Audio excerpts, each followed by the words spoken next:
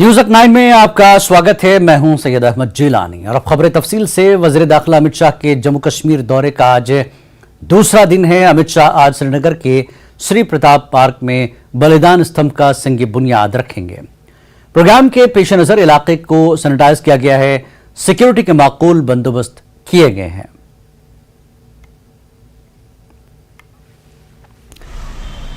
तो अमित शाह का आज दूसरा दिन है दौरे का, जहां पर श्री प्रताप पार्क में यादगार शहीदा का वो संग बुनियाद रखेंगे। और आपको बता दें कि आज के इस दौरे को लेकर सिक्योरिटी के सख्त माकूल बंदोबस्त किए गए हैं। तो दूसरा दिन है आज अमित शाह का, जहां पर वो अपने इस 2 दिन के मसरूफ तरीन दौरे के बीच प्रोग्राम के अनुसार सिक्योरिटी का माकूल बंदोबस्त कर दिया गया है। और आपको बता दें अमित शाह जो है प्रताप पार्क में यादगार शहीदान का संग बुनियाद रखेंगे, जहां पर श्री प्रताप पार्क है, जहां पर वो यादगार शहीदान का संग बुनियाद रखेंगे, जिसको लेकर तैयारियां पूरी तरह से मुकम्मल कर ली गई हैं।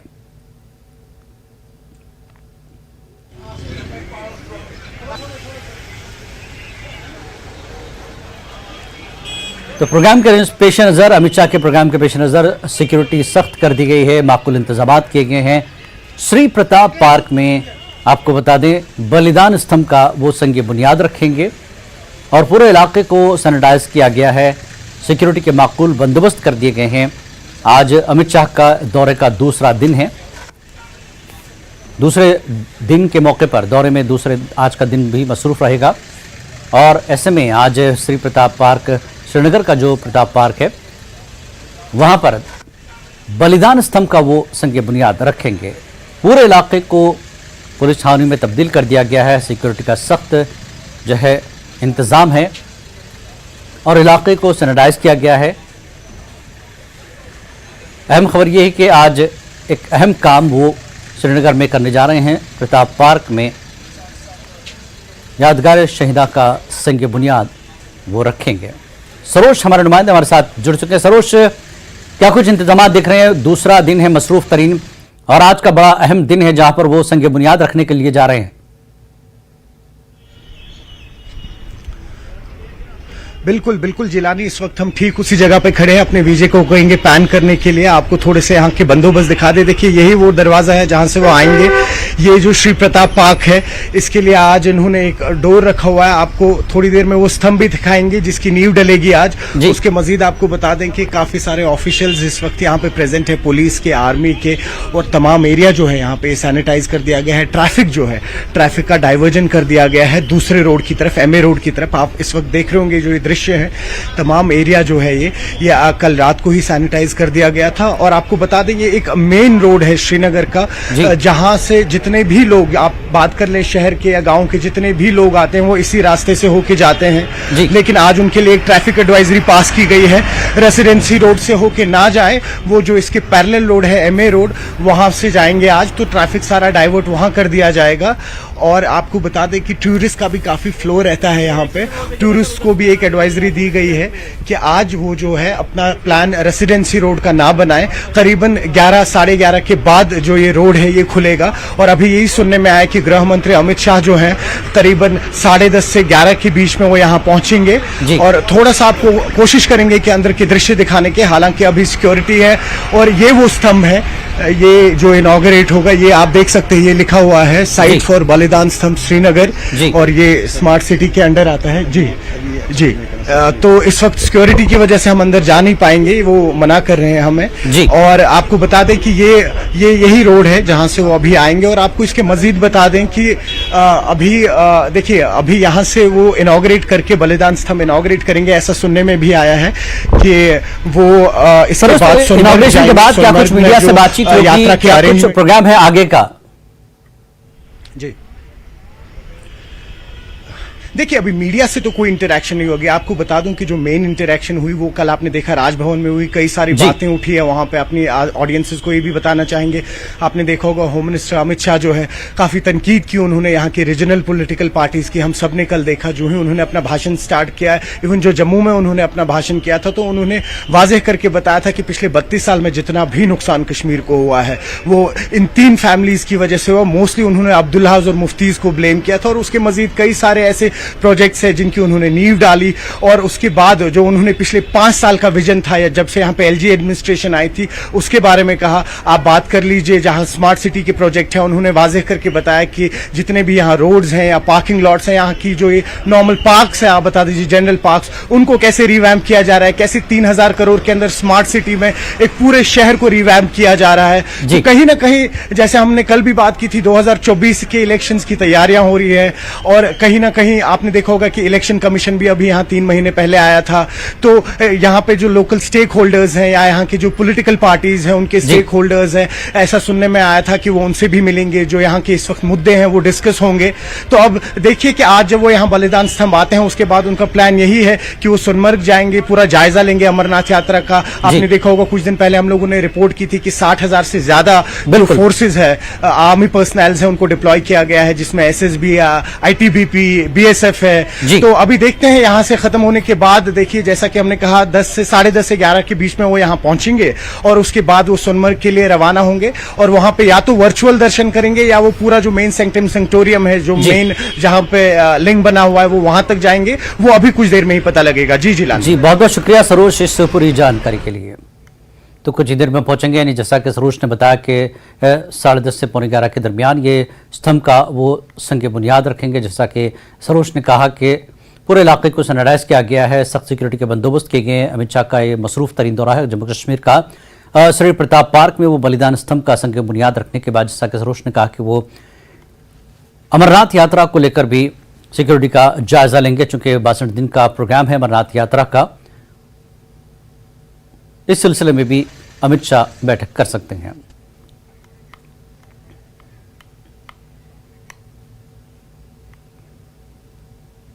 तो आगे बढ़ेंगे अगली खबर की तरफ। पुंछ जिले में जुमे की रात देर गए हिंद पाक लाइन ऑफ कंट्रोल पर चकदबाग के इलाके में हिंदुस्तानी फौज के एहलकारों ने 2 से 3 मुश्तबा अफराद को लाइन ऑफ कंट्रोल के पार से हिंदुस्तानी इलाके में घुसते हुए देखा, जिसके बाद इन दरअंदाजों को भारतीय फौज ने चैलेंज किया, जिसके बाद उनकी जानिब से फौज पर फायरिंग शुरू कर दी गई, जिस पर भारतीय फौज की जानिब से भी जवाबी फायरिंग शुरू कर दी गई। इस दौरान भारतीय फौज का एक सिपाही जख्मी हो गया, उसे फौरी तौर पर पुंछ के आर्मी अस्पताल मुंतकिल किया गया, जहां उसका इलाज जारी है। दूसरी जानिब चकदबाग के इलाके में भी दहशतगर्दों और फौज के दरमियान वक्फे से लड़ाई जारी है। लाइन ऑफ कंट्रोल पर दहशतगर्दों और फौज के दरमियान फायरिंग के तबादले की इतला मिलते ही पुलिस, एसओजी और सीआरपीएफ ने लाइन ऑफ कंट्रोल के अतराफ के इलाकों में गश्त, नाकाबंदी और तलाशी की कार्रवाइयां शुरू कर दी हैं। न्यूज 18 की टीम इस समय पहुंची है पुंछ के एलओसी के इलाके में।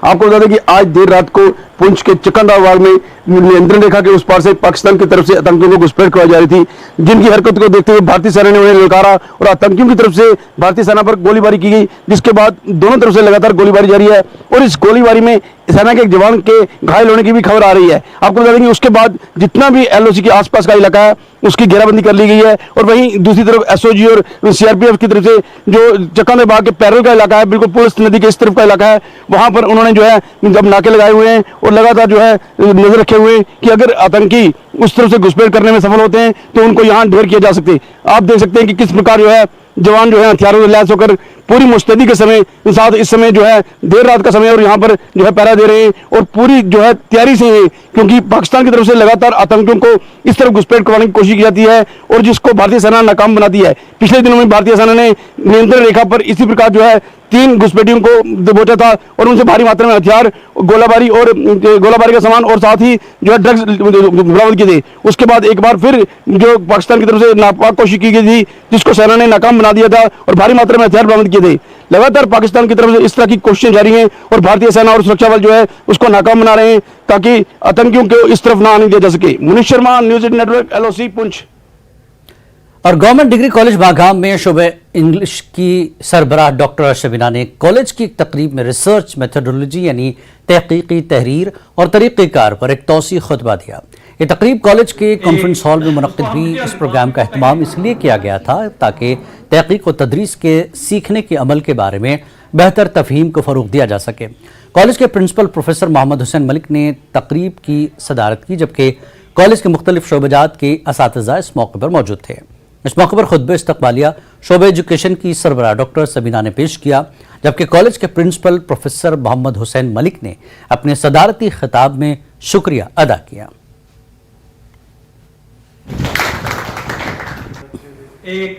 उसको हम डिटेल बाकी को कहते हैं।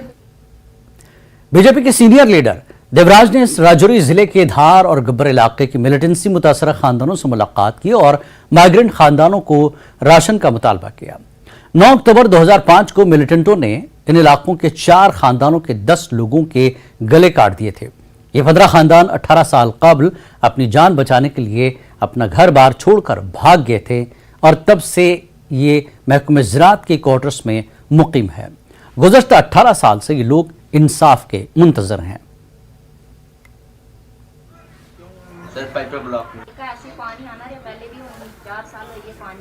इतने साल इनको हो गए हैं यहाँ रहते हुए।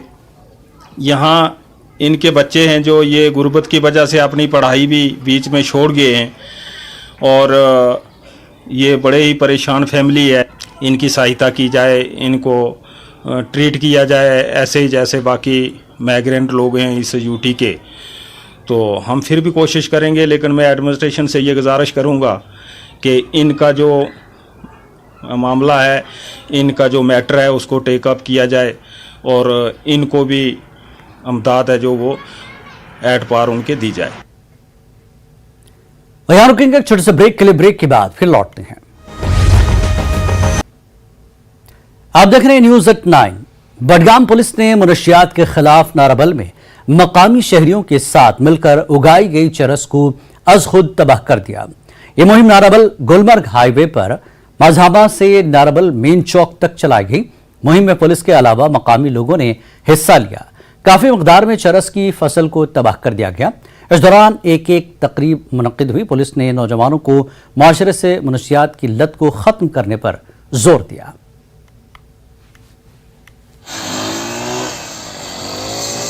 बेहतरीन कदम उठाया गया है जे.एंड.के पुलिस की ओर से, खासकर बडगाम पुलिस की ओर से, कि इन्होंने नारबल सिविल सोसाइटी के साथ इसको मर्ज करके माजामा से लेके हम आए हैं नारबल तक इसको जाएंगे। हम जो भी यहाँ पे बंका छोटे छोटे दरख्त ये पेड़ पौधे हैं तो इनको हम उखाड़ फेंक कर ख़त्म कर देंगे। तो इंशाल्लाह आइंदा जो आने वाली नस्ल है उनके लिए हम सोच रहे हैं कि ये कोई उस नशीली चीज़ों में मुलवस ना हो कि जिनसे इनकी सेहत के ऊपर असर पड़े, क्योंकि इसके ऊपर हम भी काम कर रहे हैं इसके साथ कि जितने भी यहाँ पे नारवल में सिविल सोसाइटी के लोग हैं तो उसको देख रेख करके कि जहाँ से भी बंग हमें मिलेगी तो उसका हम बिल्कुल ख़त्म कर देंगे, ताकि जो हमारी आने वाली नस्ल है, जो हमारे नौजवान है यहाँ पे, इस लत से बच जाए। हम जो है नारबल के जो बाशूर लोग हैं उनकी मदद से और इकट्ठे इस वक्त आप खुद देखते हो रोड पे चल रहे हैं ये जो बंग है, क्योंकि हमारे नौजवान यहाँ उसकी वजह से गलत रास्ता इख्तियार करते हैं। हम चाहते हैं कि इस बिदअत को हम यहाँ से जड़ से उखाड़ देंगे। मैं शुक्रगुजार हूँ district Budgam police DSP Magam का, जिन्होंने ये कदम उठाया है कि नारबल भांग से मुक्त हो। मैं तमाम नौजवानों से गुजारिश करता हूँ कि वो अपने अपने घरों के सामने जो भी भंग है वो ख़त्म करे। ज़बरदस्त वनकस मान यथ मज जवान मुबतला गई, लकट लकट बच्चे मुबतला गई, नचू मालिस नश गसान जुदा। कारण बिल्कुल ये सठा शुक्रिया करान युस जन DSP Magam SHO Magam DO Narbal यमो चलो मुहिम यस फ्लावर पे टू नारबल स्टार्ट कर यस जन दक्षिण खोवर यथ यह बंग यह कर मान तबाह। कौमी शाहराह 44 पर ट्रैफिक बहाल कर दी गई है। पिछले 24 घंटों के दौरान ओहदेदारों ने अमरनाथ यात्रा से काबिल सड़क की मरम्मत के मकसद से शाहराह को बंद कर दिया था। आज ट्रैफिक बहाल कर दी गई है। पिछले 24 घंटों के दौरान शाहराह बंद रहने से मरीजों, तलबा के अलावा आवाम को मुश्किलात का सामना करना पड़ा। शाहराह बंद रहने की वजह से कई तलबा वक्त पर इम्तिहानी सेंटर नहीं पहुंच सके।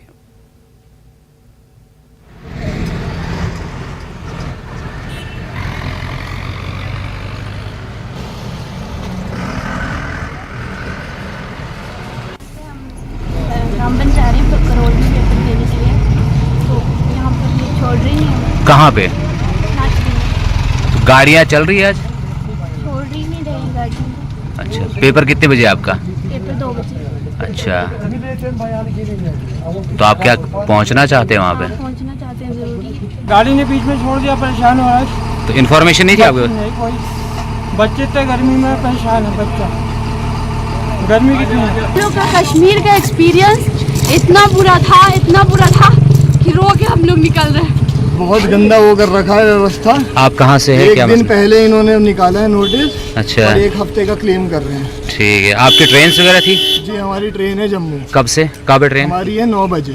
तो कितनी और समस्या हो हम रही कब है? से निकले हुए हैं और हम वहाँ पे पहुँच गए थे जल्दी 6 बजे से। अच्छा। मतलब कभी नहीं जाने दिया। ओके, आपके साथ फैमिली भी आप घूमने आए थे? जी घूमने आए थे, और ऐसा घूमने आए हैं कि अब दोबारा घूमने नहीं आएंगे कश्मीर। वो बोलते रोड बंद है पुल साहब। आपने कहाँ जाना था?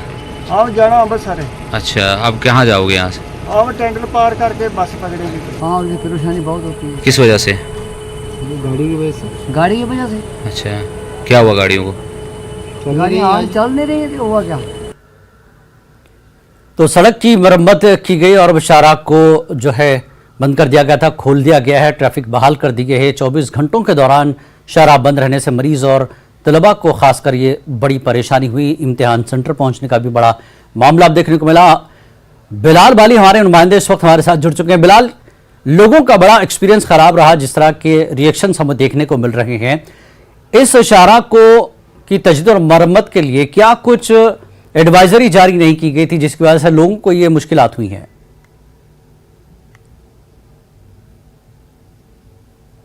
बिलाल, नेशनल हाईवे को 25 घंटे बाद जो है रिस्टोर कर दिया गया। जी जिलानी देखिए, जम्मू से नेशनल हाईवे को 25 घंटे बाद ट्रैफिक की आमद के लिए बहाल कर दिया गया है और इस वक्त गाड़ियों का सिलसिला जो है जारी है। लेकिन जो एक्सपीरियंस रहा जिसकी आपने बात की वो निहायत ही खराब रहा। कल दिन भर हम हाईवे पे रहे, बहुत सारे लोगों से बात करने का मौका मिला और जिनमें ज्यादातर तादाद जो सयाहों की थी, उन्होंने कहा कि जो हमारा तजुर्बा है वो निहायत ही खराब यहाँ से जा रहा है और इसकी वजह यह है कि उन्हें गाड़ियाँ नहीं मिल पा रही है। उनका कुछ लोगों का कहना था उन्हें तो इल्म ही नहीं था कि यहाँ एडवाइजरी कोई जारी हुई है, लेकिन कुछ लोगों से जब हमारी बात हुई उनका कहना था कि उन्हें 1 दिन पहले पता चला, जब वो घर से निकले थे उन्हें इस चीज का इल्म नहीं था कि जम्मू से नेशनल हाईवे बंद हो जाएगा और हम अपनी मंजिलों की जानिब नहीं पहुंच पाएंगे। कई लोग की ट्रेनें थी जो कैंसिल होगी, कई लोग पहुंच नहीं पाए हैं। उसमें उसके अलावा मरीज जो थे, जिसे किसी लोकल हॉस्पिटल जाना था, चाहे वो रामबन जाना हो, बटोत जाना हो या दीगर जो इलाकाई जात से हमारे हाईवे के साथ गाँव जुड़ते हैं, उन्हें अगर जिला अस्पताल की तरफ आना हो, वही कल जो जुम्मे का दिन था, वर्किंग डे था, बहुत सारे लोग को सरकारी दफ्तरों में काम भी था, वो भी नहीं पहुंच पाए। तो मजबूरी तौर पर बहुत मुश्किलात रही आवाम की और आवाम ने यही इजहार किया अपनी राय का। उनका कहना था कि अगर ड्राई डे लेना था तो वो संडे का दिन होना चाहिए था ताकि उस दिन ऑफिशियल काम ना हो। जुम्मे के दिन कई तलबा ऐसे थे जिनके एग्जाम्स थे, इग्नो हो या कॉलेज लेवल के एग्जाम्स चल रहे हैं पूरे जम्मू सूबा में, तो इस एग्जाम्स को पहुंचने के लिए भी तलबा को बहुत मुश्किलात का सामना करना पड़ा। तो हाईवे की तजदीद मरम्मत अशद ज़रूरी थी क्योंकि अमरनाथ यात्रा का जो शुरुआत है वो 1 जुलाई से हो रहा है, जिससे कब तजदीद और मरम्मत जरूरी थी क्योंकि रामबन के कुछ ऐसे स्ट्रेचेस हैं जो अभी भी ट्रैफिक की आमद के काबिल नहीं है। वहाँ सिंगल वे कैरेज है, जिसमें सबसे बड़ा चैलेंज जो है वो ढलवास है, उसके बाद कैफेटेरिया, रामसू नगर को जो शेर टीवी के इलाका जात ऐसे जहाँ पर हाईवे की कंस्ट्रक्शन जो है इस पीक पर है और सिंगल वे कैरेज की वजह से हर दिन ट्रैफिक जैम लगता है, जिसे हल करने में या ट्रैफिक पुलिस जो है इस मसले को हल करने में अभी तक नाकाम साबित हुई है। जो गुज़श्ता 2 हफ्तों का आवाम का एक्सपीरियंस है वो यही है कि उन्हें कई घंटों तक जाम में फंसे रहना पड़ता है और सख्त मुश्किलात का सामना है। लेकिन उम्मीद यहाँ एक ही है कि आज हाईवे को रिस्टोर किया गया है, उसकी तजदीद और मरम्मत की गई और ब्लैक टॉप किया गया है।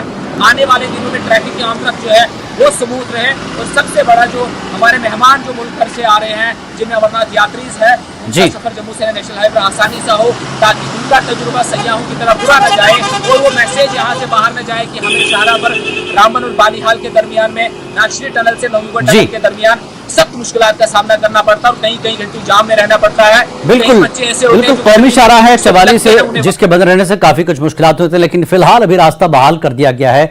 लोगों को एक्सपीरियंस बड़ा खराब रहा, तो लोगों की यही मांग थी कि अगर इतवार का दिन होता तो ये बेहतर होता। बहुत बहुत शुक्रिया बिलाल इस पूरी बातचीत और जानकारी के लिए। तो न्यूज़ एट 9 में फिलहाल इतना ही। आदाब।